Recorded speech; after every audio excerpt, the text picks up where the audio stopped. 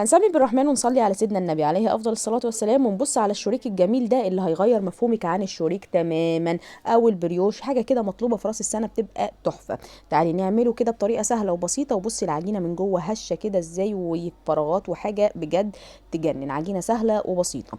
هتجيبي اول حاجه كوبايه تكون كبيره كده علشان نعمل فيها اختبار الخميره. واختبار الخميره ده اساسي، علشان انا دايما بحب اعمله معاكم علشان ما اهدرش في المقادير بتاعتي. هنعرف ليه. هنحط اول حاجه دلوقتي معلقه ونص من الخميره، لان الدنيا برد فهنحتاج خميره زياده شويه. وعليهم معلقه ونص من السكر والحبيبات. واسيب مكان كده في الكوبايه علشان الخميره تعلى فيه. لو الخميره عليت وفارت معايا وملت الكوبايه فالخميره كده ناجحه، فاقدر احطها على كل المكونات ديت.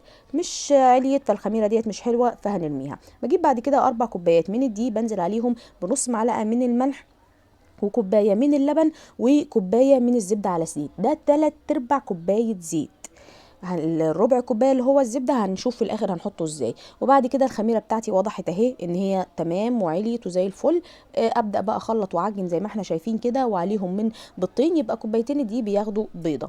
وعجني كده واعجني وزي الفل. الكلام ده تحتاج معايا لنص كوبايه كمان من الميه. وعجنته كله كان تحفه. العجين سهل وبسيط. اعجني كده بايدك، لو عندك عجان هيريحنا، بس انا حبيت اعجن بايدي المره دي علشان اللي ما عندهمش عجان. بعد ما لميته كله مع بعضه خلاص، العجينه بتلزق في ايديا. العجينه دلوقتي مش محتاجه غير انها تتلم مع بعضيها بس. ما تحطيش دقيق وتقولي دي لسه بتلزق والكلام ده، لا لا لا، هو العجن هو اللي هيخليها تبطل تلزيق. نحط تعفير الدقيق كده على الرخامه ونفضل نشد ونرجع، نشدي وترجعي لحد لما العجينه تلم معاكي وتبقى بالجمال ده. خلاص العجينه خلصت. بجيب بقى ربع كوبايه الزبده بتاعتي، وبنزل بقى كده فيها بالعجينه واديها بوكسات. تدي بوكسات والعجينه هتلاقيها اتقطعت منك واتفتحت والدنيا باظت. مفرش السيليكون احسن، او الرخام احسن. اللي يعني الموجود عندك، بلاش المفرش التاني ده اللي كان موجود لانه هيشرب مني الزبده، انما السيليكون مش هيشرب الزبده. هندي كده بوكسات والعجينه هتبقى تقطع معانا. اديها تاني هتلاقيها لمت، هي كده بتشرب الزبده. افضلي اديها بوكسات بايديكي كده وشربيها في الزبده، هتلاقي العجينه لمت وبقت ملسه وجميله وبجد تحفه.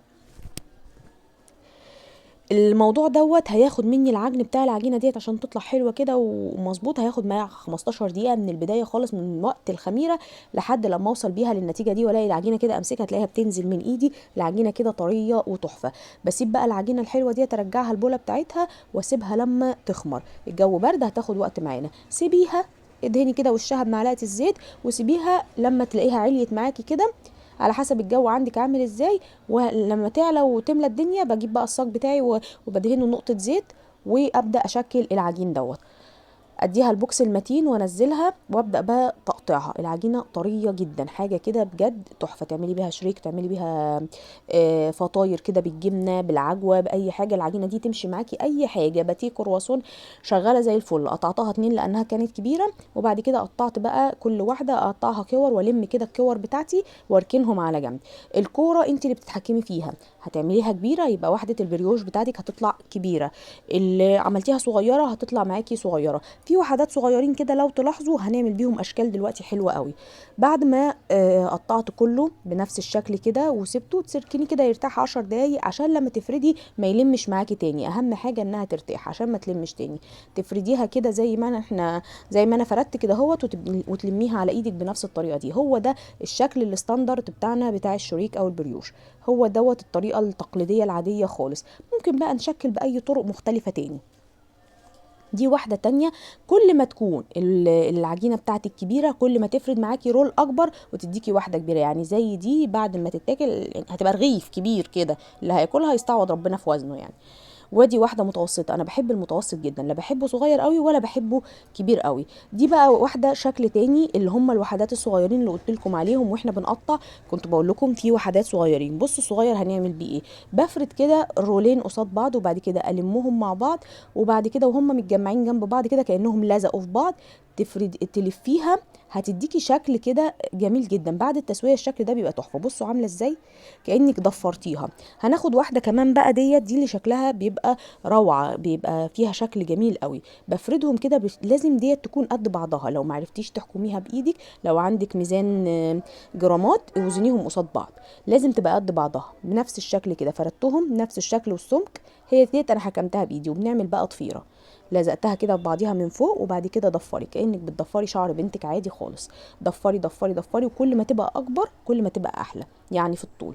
لفيها بقى دي بقى شكلها بعد التسويه بتبقى روعه، ضفيره كده بجد لذيذه.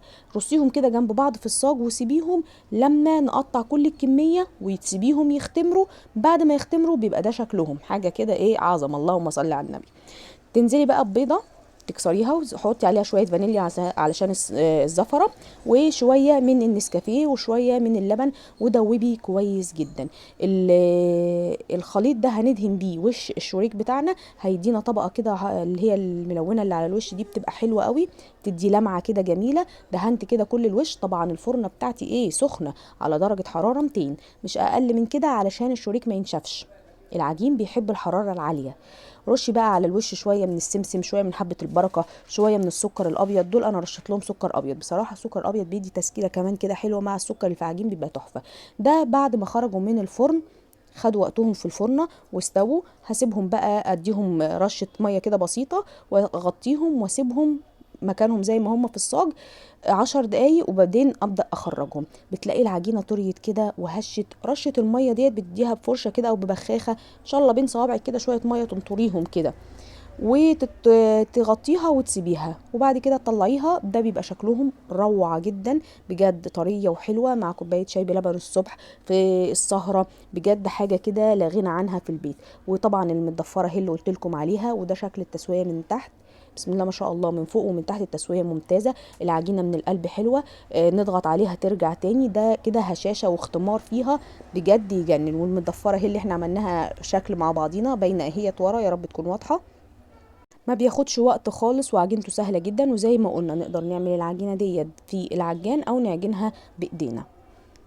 المتوفر عندك اشتغلي بيه، انا بشتغل باقل امكانيه واقل حاجه بتكون متوفره ومتاحه.